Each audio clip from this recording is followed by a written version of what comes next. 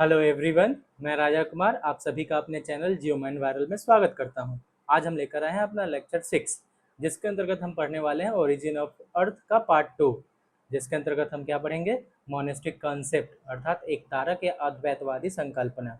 किसके संबंध में? पृथ्वी के संबंध में। तो इसके अंतर्गत हम जिन जोग्राफर्स की थ्योरीज देखने वाले हैं वो है बफन महोदय, कांट महोदय, लाप्लास महोदय, रॉस महोदय और लॉकियर महोदय। इनके से कॉन्सेप्ट को हम समझेंगे। चलिए स्टार्ट करते हैं।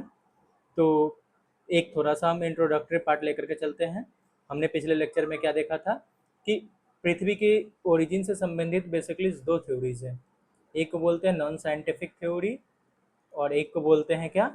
Scientific theory. तो नॉन साइंटिफिक थ्योरी में हम क्या जानते हैं कि जो नॉन साइंटिफिक थ्योरी है बेसिकली ये कैसी थ्योरी है? धार्मिक या पौराणिक कथाओं पर आधारित थ्योरी है, जिसमें पृथ्वी या ब्रह्मांड की उत्पत्ति को हम क्या कर सकते हैं? धार्मिक विचारधाराओं या पौराणिक विचारधाराओं के आधार पर समझते हैं। अलग अलग धर्म का अपनी अलग अलग फिलॉसफी है, उसके आधार पे वो पृथ्वी की उत्पत्ति को समझाने की कोशिश करते हैं। लेकिन 18वीं शताब्दी के बाद से साइंटिफिक थ्योरी का उद्भव होता है, और साइंटिफिक थ्योरी में हम पृथ्वी की उत्पत्ति को समझने वाले जो थ्योरीज हैं उसको बेसिकली दो भागों में बांटते हैं। किस आधार पे? तो बेसिकली पृथ्वी की उत्पत्ति एक स्टार से हुई है या दो स्टार से हुई है, यानी how many stars involve in the origin of earth, उसके आधार पे हम इसके दो भागों में बांटते हैं। एक को बोलते हैं मोनेस्टिक कॉन्सेप्ट, अद्वैतवादी संकल्पना। इसे बेसिकली एक और नाम से भी जाना जाता है जिसका अर्थ है, मतलब जिसका नाम है पेरेंटल हाइपोथेसिस, पैतृक परिकल्पना।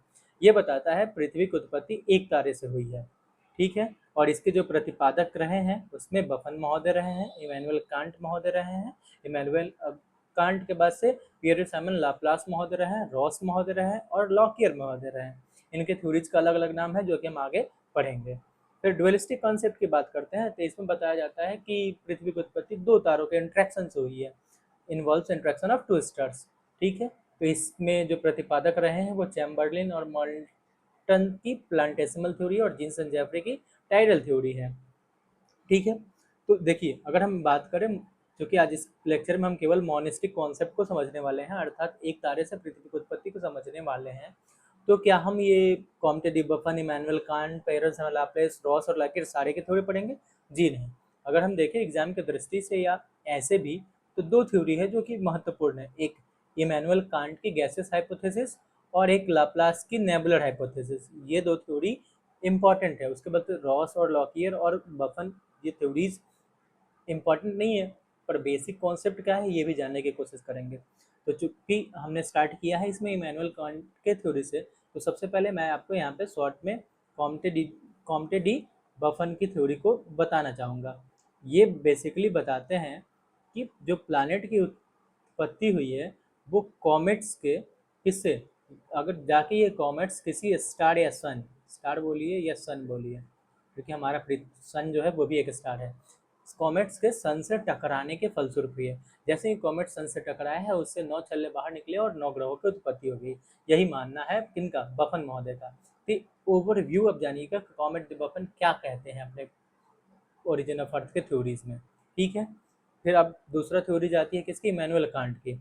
इमैनुअल कांट की थ्योरी को यहाँ पे एक पिक्टोरियल रिप्रेजेंटेशन के द्वारा समझाया गया है, लेकिन हम इसे समझने से पहले इसके कॉन्सेप्ट को देखते हैं कि क्या है, फिर उसके बाद से पिक्चर पे आके समझेंगे।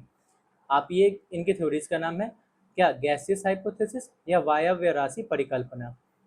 इन्होंने ये थ्योरी प्रतिपादित किया था 1755 ईस्वी में। अगर पूछा जाए प्रश्न में कि कांट का जो थ्योरी है गैसियस हाइपोथेसिस वो किस साइंटिफिक थ्योरी पे बेस्ड है, तो याद रखेंगे ये न्यूटन के लॉ ऑफ ग्रेविटेशन पे बेस्ड है। इन्होंने अपनी थ्योरी स्टार्ट करने से पहले कुछ बेसिक अजम्पशन माने, यानी कुछ प्रारंभिक इनकी मान्यताएं थी, मान्यताएं मान ली, उसके बाद से अपनी थ्योरी का या परिकल्पना का प्रतिपादन किया। वो थ्योरी क्या थी?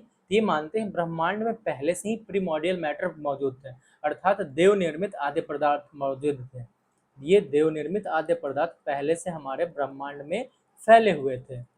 अगर उसके बाद से ये मानते हैं कि ये जो आद्य पदार्थ था इनका नेचर कैसा था, तो ये कोल्ड था, हार्ड यानी सॉलिड थे और मोशनलेस थे, अर्थात इनमें गति नहीं थी, ये ठंडे थे और सॉलिड रूप में थे, ठोस रूप में थे।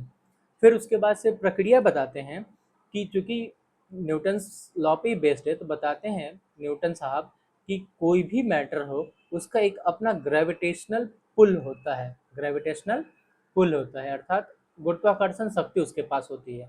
तो इसी ग्रेविटेशनल, म्यूचुअल ग्रेविटेशनल के कारण ये जो प्रीमॉर्डियल मैटर्स थे ये आपस में क्या होने लगे, टकराने लगे। ठीक है, टकराने के फलस्वरूप बेसिकली क्या होता है, जब दो चीजें आपस में टकराती हैं, घर्षण होता है, तो उससे तापमान की उत्पत्ति हुई और साथ ही साथ इनमें रोटेशनल मोशन भी उत्पन्न हुआ। ये जैसे जैसे आपस में टकरा रहे थे तापमान लगातार क्या हो रहा था, बढ़ रहा था, और इनकी रोटेशनल जो स्पीड थी वो भी लगातार बढ़ते जा रही थी। और इन रोटेशनल गति बढ़ने के कारण और तापमान बढ़ने के कारण जो प्रीमॉर्डियल मैटर्स जो सॉलिड थे, कोल्ड थे और मोशनलेस थे, वो हॉट बन जाते हैं और एक रोटेटिंग नेबुला का रूप ले लेते हैं। रोटेटिंग नेबुला बेसिकली क्या होता है, गैसियस मैटर्स होता है जो कि बेसिकली हॉट होता है।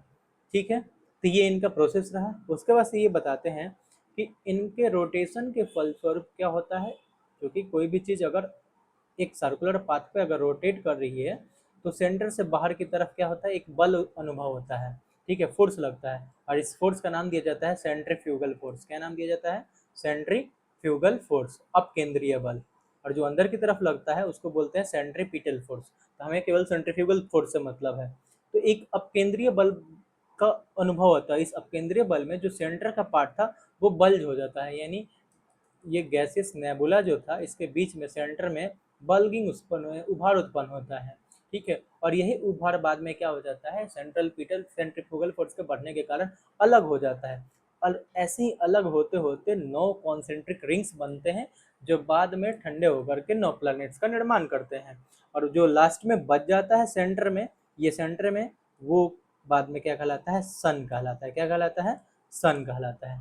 तो ये था फॉर्मेशन ऑफ प्लैनेट्स किनका, तो कांट महोदय का। अब इसी को पिक्चर में आप समझिए। ये आप देख रहे हैं चारों तरफ ये क्या है, प्रीमॉर्डियल क्लाउड है। ठीक है, ये गैसेस क्लाउड लिखा गया है, ये बाद में गैसेस बनते हैं। पहले ये बेसिकली क्या होते हैं, सॉलिड होते हैं, कूल होते हैं और साथ ही साथ मोशनलेस होते हैं। ये इनका एजम्पशन था। उसके बाद से इनमें क्या स्टार्ट होता है, आपस में ग्रेविटेशनल पुल के कारण या ग्रेविटेशनल अट्रैक्शन के कारण कोलिजन स्टार्ट होता है। कोलिजन के फलस्वरूप क्या होता है, टेम्परेचर बढ़ता है और इनमें रोटेशन उत्पन्न होता है। ठीक है, और इसके फलस्वरूप क्या होता है, जैसे ही रोटेशन उत्पन्न होता है तो ये चीज़ें क्या होने लगती हैं, बड़ी होने लगती हैं। बल्किंग मतलब इनका ये जो उभार होता है बढ़ने लगता है, ये संकुचन न होकर के क्या होता है, इनमें वृद्धि होती है, आकार में, इनके आकार में वृद्धि होती है और ताप में भी वृद्धि होती है। ठीक है, गुरुत्वीय संकुचन के कारण, गुरुत्वीय आकर्षण के कारण ये जो बादल होते हैं फैल जाते हैं और इनका आकार बढ़ जाता है और ताप भी बढ़ जाता है। ये ध्यान रखिएगा, गलती से पिक्चर में गलत लिखा गया है। और बाद में ये जो सेंट्रीफ्यूगल फोर्स के कारण में बीच में जो बल्गिंग होता है, वही चीज़ से क्या होता है, यहाँ पे अलग अलग ब्रोकआउट होते हैं, बाहर निकलते हैं और ये बाद में क्या करते हैं, प्लैनेट का रूप ले लेते हैं और बाद में स्टेबल हो जाते हैं और सोलर सिस्टम का निर्माण करते हैं, अर्थात हमारे पृथ्वी का भी निर्माण करते हैं। तो प्रश्न ये है कि भाई इनकी मान्यता मतलब कि जो इनकी थ्योरी थी उनमें क्या कमियां थी, इनका मूल्यांकन अगर करते हैं तो हम बात ये करते हैं कि ये जो पहली बात तो ये है, क्योंकि ये मैंने लिखा इसलिए बता देते हैं, ये प्रीमॉर्डियल मैटर की बात करते हैं। तो ये प्रीमॉर्डियल मैटर जो दैव निर्मित पदार्थ थे ये आए कहाँ से, इसकी बात ये नहीं करते हैं। दूसरी बात ये बताते हैं कि ये पहले से ही क्या थे, ठंडे थे, उसके बाद से मोशनलेस थे और साथ ही साथ स्टेबल एक जगह थे। तो फिर इसमें मोशन उत्पन्न कैसे होता है, ये भी बात गलत है। ग्रेविटेशन की बात करते हैं, लेकिन ग्रेविटेशन के कारण अगर कोई मोशनलेस पिंड है तो उसमें अगर मोशन उत्पन्न होता है तो वो angular momentum, law of conservation of angular momentum के खिलाफ हो जाता है। यहाँ पे लिखा हुआ है कि जो according to law of conservation of angular momentum, a collision of random particles can not generate spontaneous rotational motion in motionless system. यानी आद्य पदार्थों में आपसी टकराव से गति उत्पन्न नहीं हो सकती, अगर होती है तो ये कोणीय संवेग के संरक्षण के नियम के क्या है, खिलाफ है। ठीक, उसके बाद से ये बताते हैं कि आकार बढ़ने लगता है, आकार बढ़ने लगता है, तापमान बढ़ने लगता है, लेकिन आकार बढ़ने के साथ गति धीमी होती है। और ये बताते हैं आकार भी बढ़ता है और गति में भी वृद्धि होती है। यानी सिंपल से देखा जाए तो ये भौतिक नियमों के क्या है, विरुद्ध है। हाँ, तो ये इनकी कमियां थी और इस आधार पे इस थ्योरी को क्या कर दिया गया, रिजेक्ट कर दिया गया। लेकिन इनके अगर थ्योरी के महत्व की हम बात करते हैं तो इनके थ्योरी का महत्व बस इतना सा है कि चूंकि इन्होंने साइंटिफिक अटेम्प्ट का एक प्रयास किया जो आने वाले विद्वानों के लिए क्या हुआ, अन्य साइंटिफिक थ्योरी देने के लिए क्या बना, एक सहारा बना। तो इसीलिए इनका ये बोल सकते हैं कि इन्होंने अन्य विद्वानों के लिए मार्ग प्रशस्त किया या रास्ता ओपन किया। बस यही इनका योगदान है, निष्कर्ष के तौर पर यही बात करेंगे हम। ठीक है, चलिए अब आगे देखते हैं लाप्लास का नेबुलर हाइपोथेसिस। तो लाप्लास महोदय ने कांट की गलतियों को सुधार करके अपना थ्योरी दिया था जिसको नेबुलर हाइपोथेसिस बोलते हैं, क्योंकि ये भी नेबुला से अन्य प्लैनेट की उत्पत्ति की बात करते हैं। तो अगर देखा जाए तो लाप्लास फ्रेंच मैथमेटिशियन थे, यहाँ पे लिखा हुआ है ये वॉज अ फ्रेंच मैथमेटिशियन। ठीक है, इन्होंने अपनी पुस्तक 1796 में पब्लिश की थी जिसका नाम था exposition of the world system. और इसी में उन्होंने क्या किया था, कांट के जो भी थ्योरीज के फ्लॉज थे उसको दूर करने का प्रयास किया।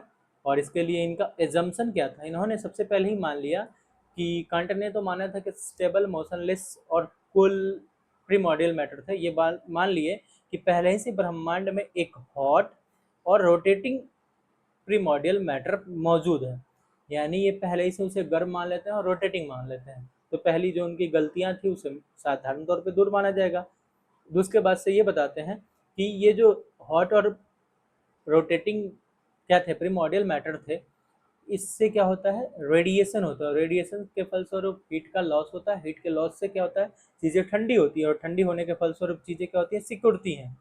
तो यही हुआ, जो गैसियस नेबुला था वो हीट का रेडिएशन करता है जिसके फलस्वरूप ये ठंडा और श्रिंकेज होने लगता है।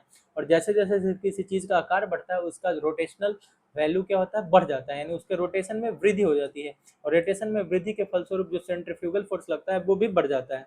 और फिर से वही बात होती है कि सेंट्रीफ्यूगल फोर्स के फलस्वरूप क्या होता है, सेंटर में एक इक्वेटोरियल लेयर में क्या होता है, ये सेंटर में एक वेटलेस चीज़ की उत्पत्ति होती है और वो रोटेशन से इनर कोर से बाहर की तरफ निकलने की कोशिश करने लगता है। और बाद में इसी जैसे जैसे इंक्रीज होता है और ये चीज़ अलग होकर के क्या बना देता है, प्लैनेट बना देता है। एक प्लैनेट बनता है, फिर धीरे धीरे 9 सेपरेट रिंग्स बन जाते हैं। ठीक है, बाद में इसे रॉस महोदय ने क्या किया है, इसी इनके थ्योरी में थोड़ा सा मॉडिफिकेशन किया है और इनका थ्योरी को बेसिकली हमको बोलते हैं लिमिट थ्योरी बोलते हैं। और इन्होंने इसी चीज़ को जिस चीज़ से समझाने की कोशिश की है वो भी ग्रेविटेशनल अट्रैक्शन थ्योरी ही है। ग्रेविटेशनल अट्रैक्शन के फल स्वरूप ही क्या होता है, चीज़ें अलग होती हैं। और ये रॉस महोदय ने इस चीज़ को समझाने की कोशिश की। तो सेपरेट रिंग्स बनते हैं और फिर प्लैनेट्स का निर्माण हो जाता है। और ये मैप में आप देख सकते हैं, इसमें यही बताया गया है, ये प्रीमोर्डियल नेबुला है जो ऑलरेडी गैसियस एंड हॉट है। क्या है, गैसियस और हॉट है।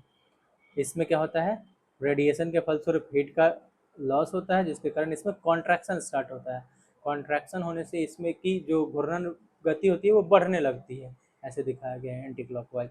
ठीक है, उसके बाद से सेंटर में एक बल्गिंग होता है। सेंटर में बल्गिंग के फलस्वरूप वलय का निर्माण हो जाता है, बहुत सारे रिंग्स का निर्माण होता है। रिंग्स का मतलब यही, इसी से टूट करके पदार्थ अलग होने लगते हैं और यही बाद में एकत्रित होकर के प्लैनेट्स का निर्माण करते हैं और सोलर सिस्टम अपना बन जाता है। अब इसके मूल्यांकन अगर हम करते हैं तो चूंकि इन्होंने जो कांट की गलतियाँ थी, मतलब कि जो भी आलोचनाएं थी उसको दूर करने के लिए केवल मान्यता के तौर पर दूर किया, तो ये काफ़ी हद तक सफल रहा। लगभग 150 वर्षों तक इसको पर्याप्त समर्थन मिला। लेकिन बाद में साइंटिफिक रूप से इसे गलत ठहरा दिया गया। और वो गलत कैसे ठहराया गया था, तो बताया गया था एंगुलर मोमेंटम मिसमैच की बात की गई थी कि इसमें भी बताया गया था कि सन से ही बाकी सारे प्लैनेट अलग हुए हैं। तो सन का जहाँ एक तरफ मास 99% है और प्लैनेट का मास कम है, वही एंगुलर मोमेंटम सन में मात्र 2% है और 98% एंगुलर मोमेंटम किस में है, इनमें है, प्लैनेट्स में। तो ये मिसमैच हो जाता है जो कि नहीं पॉसिबिलिटी ही है। उसके बाद से ये बताते हैं कि 9 छल्ले अलग हुए, तो 9 ही छल्ले एक एक करके अलग हुए, 9 के बाद से क्रम रुक क्यों गया, इसका कोई जवाब उन्होंने नहीं दिया है। उसके बाद से डायरेक्शन ऑफ रोटेशन की बात करते हैं। अगर पैरेंटल पदार्थ से अगर कोई चीज़ निकलता है तो उसका भी रोटेशन वैसा ही होना चाहिए जैसा पैरेंटल पदार्थ का है। लेकिन हम क्या देखते हैं, ब्रह्मांड में 2 ऐसे ग्रह भी हैं जिनका रोटेशन क्या है, विपरीत दिशा में है। अब एक मिनट कहाँ चला गया, विपरीत दिशा में है। तो बता दीजिएगा कमेंट में कि वो 2 ग्रह कौन से हैं जिनका रोटेशन अलग अलग है। ठीक है, तो ये मैं यहाँ पे छोड़ देता हूँ आपके वर्क के लिए। तो अगर कंक्लूजन की बात करें तो बेसिकली देखा जाए तो ये अनप्रूवन एजम्पशन पे आधारित था। ठीक है, तो इसीलिए इसको यूनिवर्सली एक्सेप्टेड नहीं किया गया है। तो इनका मूल्यांकन था उसके बाद से एक लास्टली हमारे बच जाते हैं जिनका नाम है लॉकियर महोदय। लॉकियर महोदय ने जो थ्योरी दी है, उन्होंने अपने किताब में है 1890 में एक बुक पब्लिश की थी जिसका नाम था मेट्योरेटिक हाइपोथेसिस। ठीक है, इसी किताब में इस हाइपोथेसिस के द्वारा ब्रह्मांड यानी सोलर सिस्टम के उत्पत्ति का बात बताया है, अर्थात पृथ्वी की उत्पत्ति की बात बताया है। और यही बताया कि मेट्रो जैसे कॉमेट्स आके टकराया, वैसे मेट्रोइटिक हाइपोथेसिस में मेट्रो के टकराने से क्या हुआ है, अन्य ग्रहों की उत्पत्ति हुई है। यही बात की है, तो अब ध्यान रखेंगे। तो हमने आज पढ़ लिया कौन सा topic, monistic concept of earth origin. कल हम पढ़ेंगे लोग ड्यूअलिस्टिक कॉन्सेप्ट ऑफ अर्थ ओरिजिन। तो फिलहाल आज के लिए इतना ही है। अगर आपको वीडियो पसंद आया हो तो लाइक करिए, सब्सक्राइब करिए और शेयर करिए। आज के लिए इतना ही है, मिलते हैं कल नेक्स्ट वीडियो में। धन्यवाद।